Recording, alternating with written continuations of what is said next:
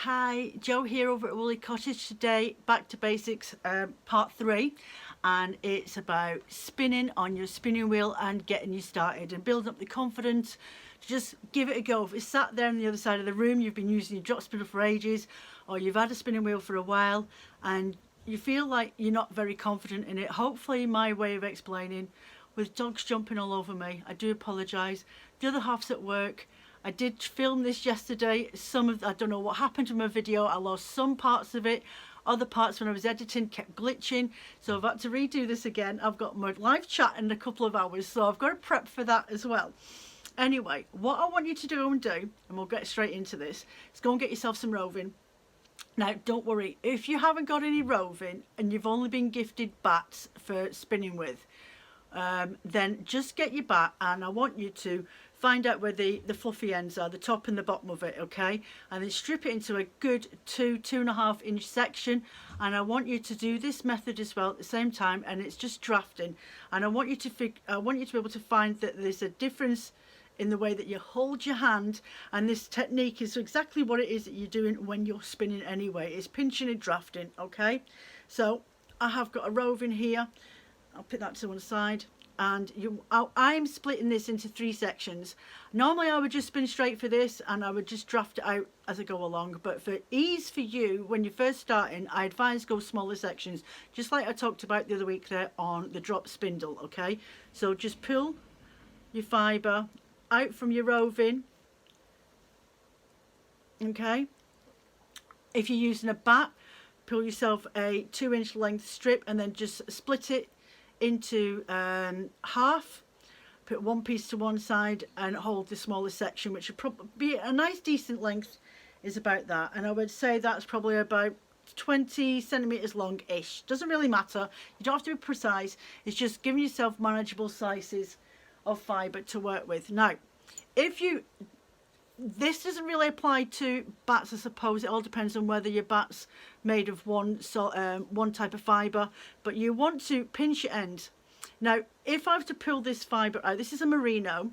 If I was to pull this fibre out, I've gone with the red so you can see what it is that I'm using, okay? So there's the tip of it and there's the bottom of it. Now look at the length of that staple length. The staple length is the length of each of the fibres that you're spinning, okay?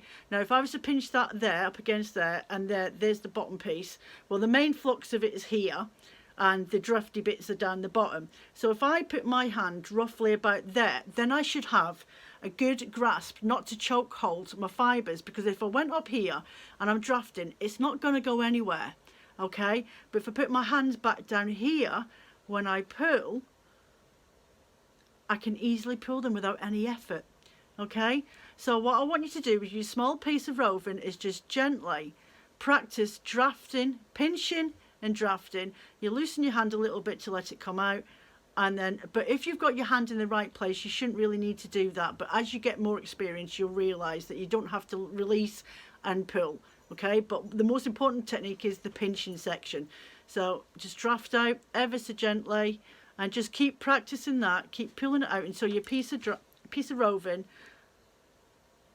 is drafted out completely. You can do this with your little piece of slice of bat if that's what you've got to use. There we go, nice sections of wool, and just keep drafting it, okay? You can see it elongating, it's turning into like a noodle, and that is what you're looking for, okay? This is the technique that you're using when you're actually spinning, okay? So you just keep doing that and keep going and keep going and keep going, and there you go, okay? There we go, nice little nest, noodle nest of roving. So just practice that until you get an idea of it, but I would definitely do the staple length test just at the top, just so you can get an idea of where you're at, okay, and how to get started and where you need to position your hand. It's things like that that you find comes with just a bit more experience. So next I want you to go and get yourself a piece of it doesn't matter what type of yarn it is, it could be cotton, but you want a nice decent thickness, at least I would say an arm's width.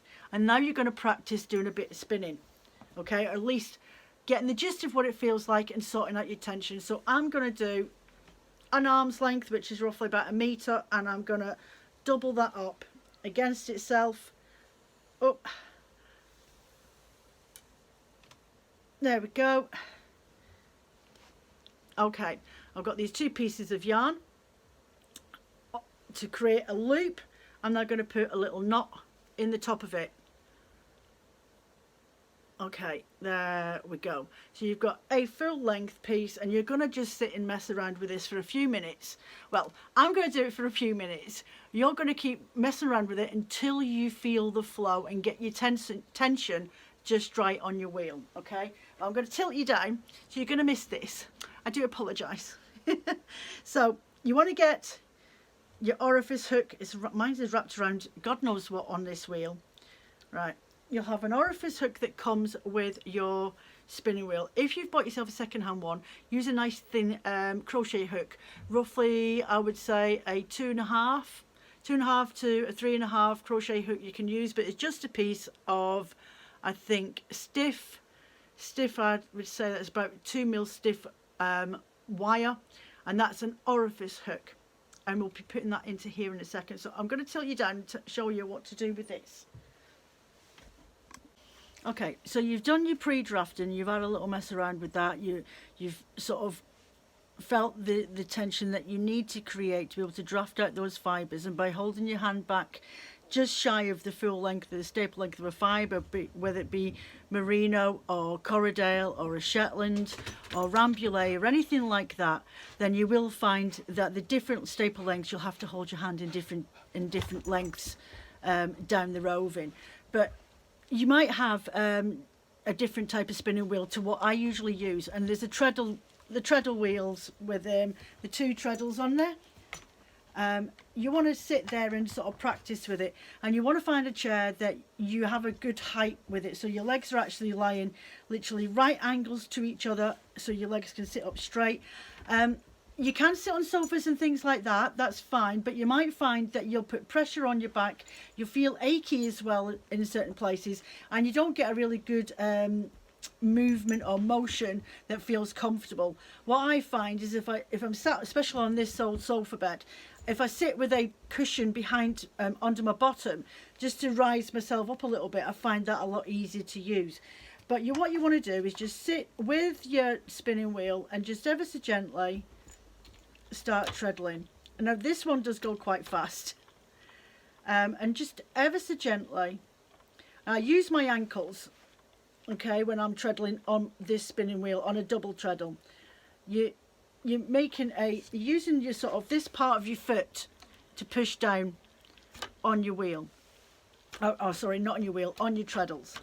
You use this part of your foot, and when I've got my shoes on, my heels will literally just sit at the back of my treadles, and I'm just using the tips of my toes just to gently push up and down and stop, and then with the other foot I should start going in the opposite direction, and you go anti-clockwise will give you an S twist in your singles, and you only start with your singles. That's what you're starting with when you're spinning. It's a single spun yarn, and then when you ply it turns into a 2-ply yarn because you're putting the 2 pieces of singles together.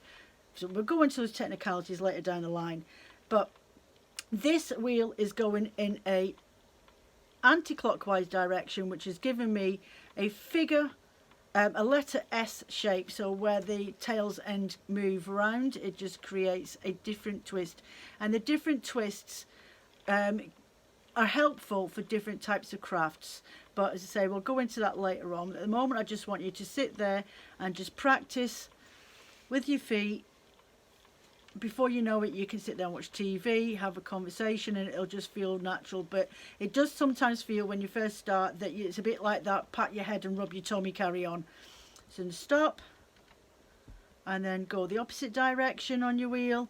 So you're now going in a clockwise direction, which is your Z twist. And the Z and the S twist are applied to a different type of craft, a multitude of different crafts to give you different types of tensions in your yarn, depending on what it is that you're looking for. Sorry, I've got a dog on my shoulders. It once looks like she's trying to give me a piggyback. Okay, so just sit there.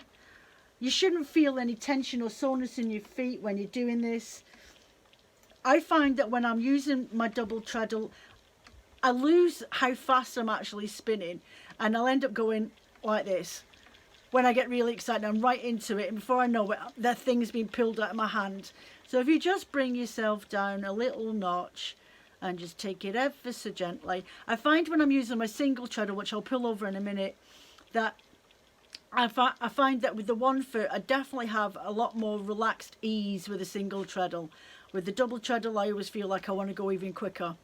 So there we go. So then stop, and then treadle in the opposite direction. Oh, that's going in Z. I want to go this way round. That's anti-clockwise. Hold on a second, just trying to stop this. Nope, it wants to go, it wants to keep going in this direction. There we go. Catch it on the loop, and you can see my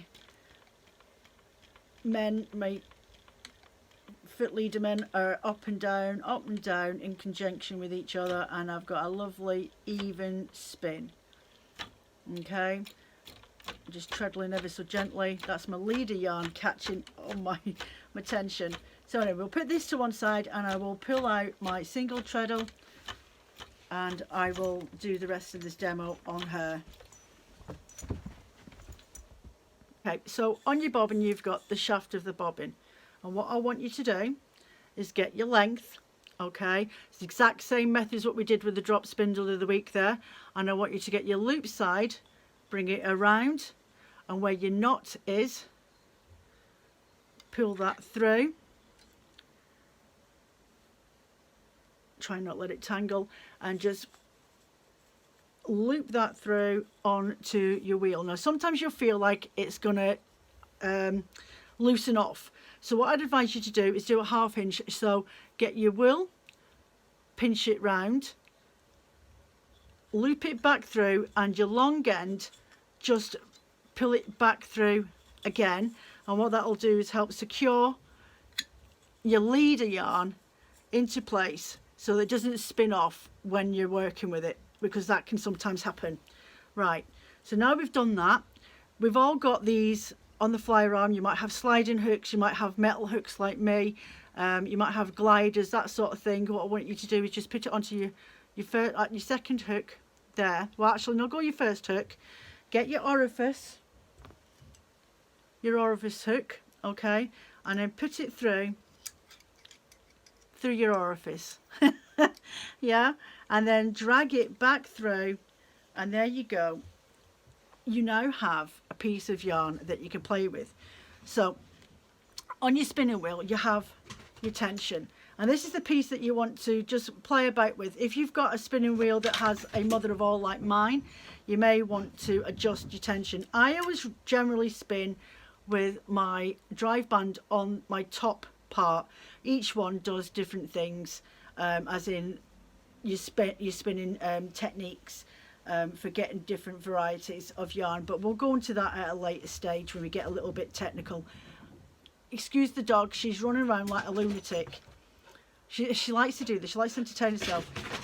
There, she's off again. Okay, so what I want to do now is make sure that my tension is over my back beam over here, okay, and it's got stuck, so I'm just going to pull that over there. This has been sat downstairs, so she doesn't sit up here anymore, and I'm going to put that over the back side of my bobbin, and I'm just going to tighten this up a little bit, just so I've got a decent, see that moving, a decent tug.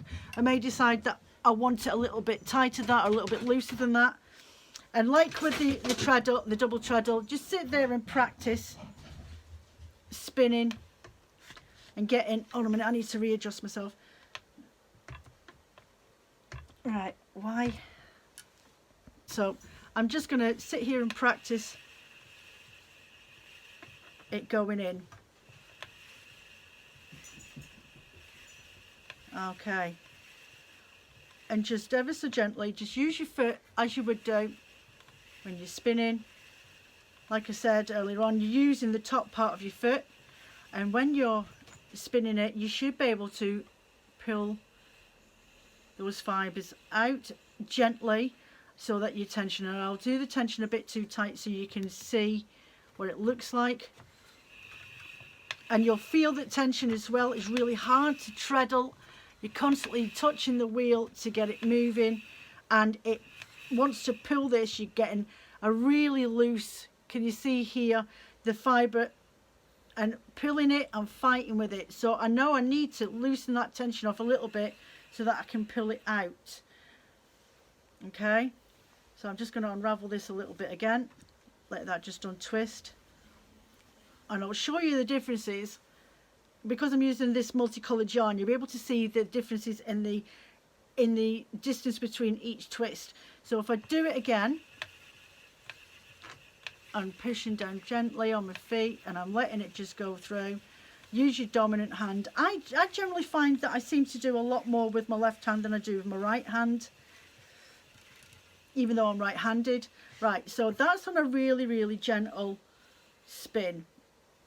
And hopefully you can see the distance on that yarn, okay, when I've got my tension just right.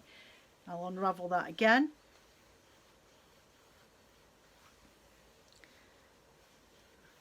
And I will tighten up my tension a bit to the point I will want to shout at it. So I will do that again, and I can feel the difference. It's just yanking it straight out of my hand. You want to, your forefinger and your thumb are doing all the work. They're holding the yarn, and I should be able to pull that through. Right, that feels really, really tight. But if I pull this out, you can actually see that there is a difference in the length of the coloured twists between each other. They're a lot further apart than they were beforehand. So once you've sat there and spun it and had a little play with the tension, and you feel like you've just got it perfect, that you like it, okay, there we go. Now if you do it too loose, you feel like you're having to feed it into your orifice. You shouldn't have to do that. You want it so it's pulling it, but you've got control of the fibre as it's going in. So just have a fiddle with it, try and get the tension exactly how you want it. You'll feel, as I say, you'll either feel like you want to throw the yarn at the orifice hook, because that means that your tension's too loose, or you'll feel like it's trying to pinch the fibre out your hand and you're fighting with it. Then you want to loosen off your tension a bit until you get to a point where you feel comfortable, you're not grappling at it, and it's just gently pulling out your hand. Okay? And you're using, I mean, I tend to use both hands, it all depends on what I'm doing. But if you hold this hand down here so that when your hand's moving down, you're getting a twist, and then you let go, you let your wheel yarn go up into your orifice, and you pull down and you hold here, and the twist will spring back up. Just the same with the drop spindle. You stopping the energy from going any further, because if you let the energy go, then your yarn will start to twist like that. And if you have a look at what you're doing yourself, you'll see exactly what it is that I mean. And then that's it. And just have a play.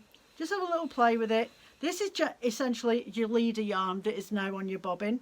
And I'm going to reposition the camera to the other side so you can see the next stage when we add in the fibre to the wheel and start the beginning process of spinning. Okay, so I'm just going to wind my fibre leader yarn in because it's awful long and I don't need all of that. Just going to let that go in a little bit more, and I can see it's just gently pulling my hand the more I pull. So I have got my little loop, and you're going to tease out or pre-draft just a tiny bit of your fibre, okay, and you're going to put it through your leader yarn like that. Okay, let me just push that a little bit more. I've just sat myself up in a cushion because it's a little bit easier for me to work with. Okay, so now that that's in there, I'm just going to put a couple more little twists in that just to get me going. I've got my roving in my hand, and I'm just going to let that pull in. See how, and you can feel the twist.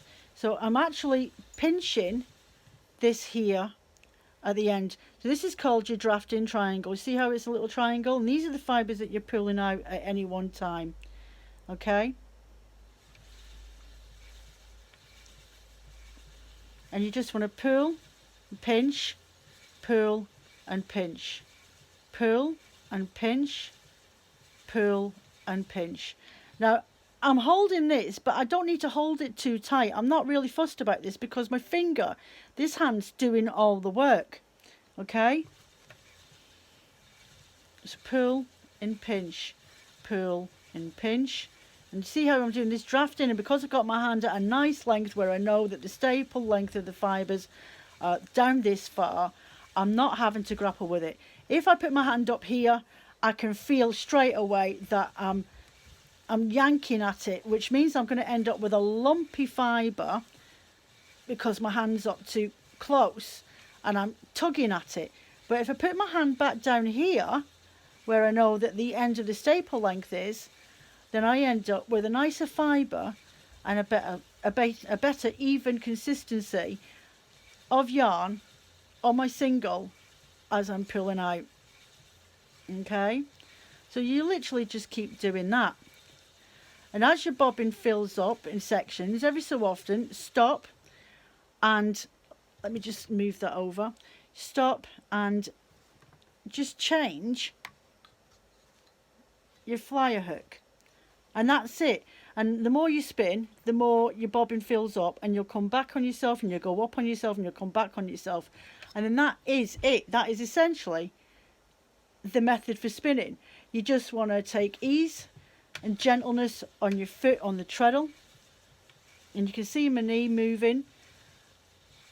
And then eventually you'll get a bit more confident. This is just a short draft. And this is what you want to be practicing for now, and just taking your time. It will take you a while. You'll know, I mean, your first piece of yarn, I've been spinning for a long time, but your first piece of yarn will be all lumpy and uneven. Generally, as a general rule, not everybody, some people are really lucky and are very gifted straight off. But you can see me, there's hardly any movement in my pinch. So I'm letting go. I don't want to let go too much, or the twist will go all the way down into my fibre, and then I'll end up. So if I let that go like that, that end's gone thick. All the energy from that spin's gone in there, and I actually can't draft that out now. No matter how much I move my hand up the roving, it's got stuck in there. That twist is all gone inside the top of that fibre. So if I just let that unravel a little bit, okay, and then I should be able to, I need to undraft it a little bit more. I should be able to pull that back. So I'm using my fingers to hold the twist and bring my fingers down. You're sliding it down. Slide your energy down and up and down, up and down. So you're pinching at the top, pinching at the bottom, but when you're sliding, your fingers are slightly opened, or more relaxed is probably the best way of putting it. You're pinching all the time, but when you're drafting down the fibres, you're actually releasing the hold in your fingers just ever so slightly. Pinch, pull, pinch, pull. And as you're bringing your fingers down, the energy of the twist is going down your fibres. Okay? So if you find that you've gone off and you've ended up with this piece, or your roving or your bat or whatever it is it's broken has gone, there's two ways to apply this fibre back into place.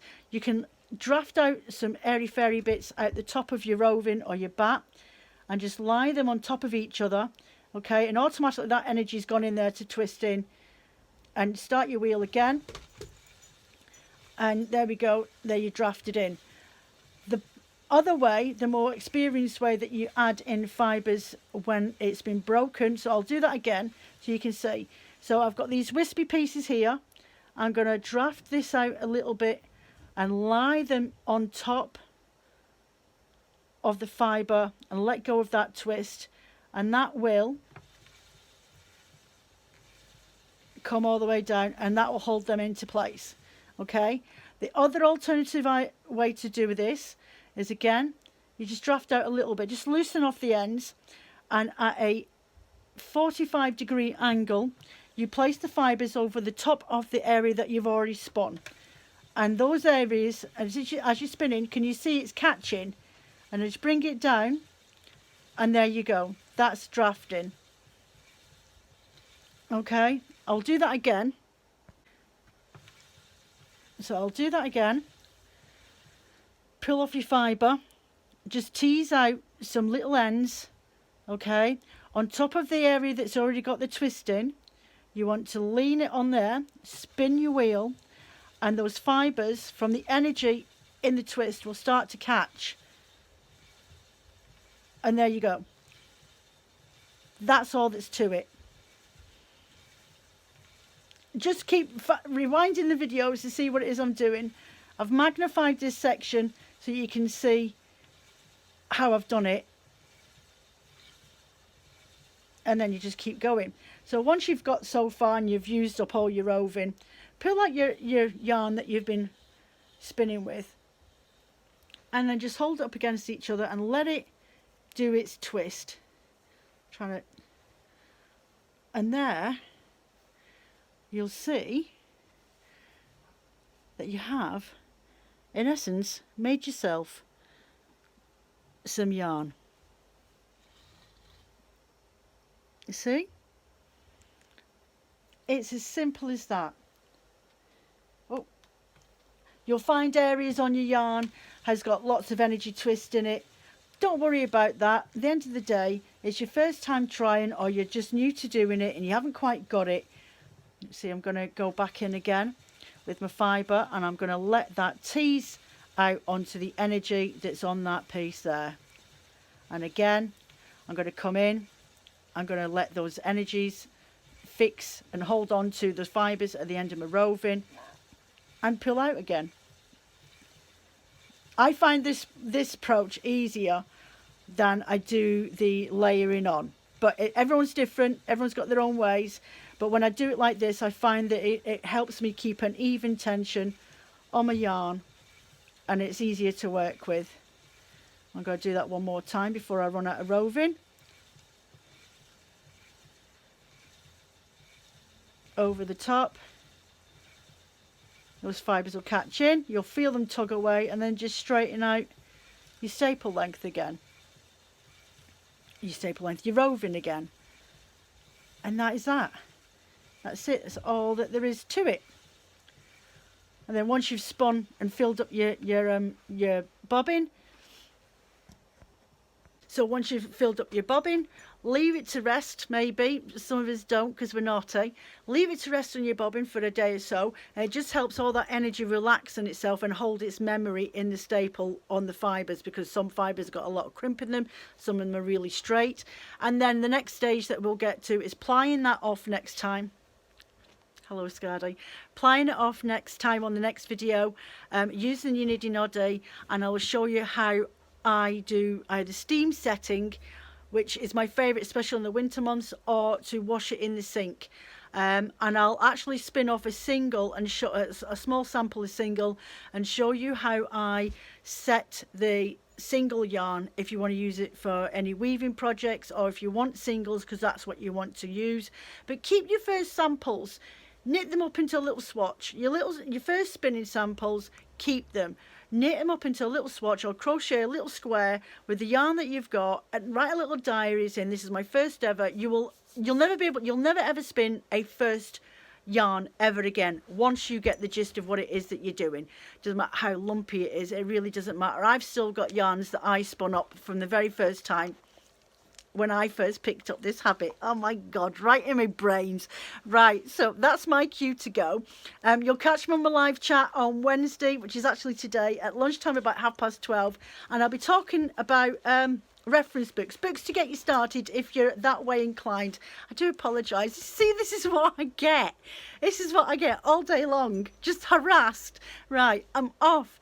I will see you in a fortnight's time for part 4, which will be plying on your spinning wheel and getting you going on that, and then a bit of single preparation and how to set it. Okay, take care. Speak to you soon. Bye for now. Or don't forget to hit that like and subscribe. It really does help people finding me. I'm getting new people finding me on YouTube every week, and it's really great. And I'm nearly at 500, and I'm planning to do a giveaway when I get to 500. So thank you very much. Take care of yourselves. Bye. Have fun.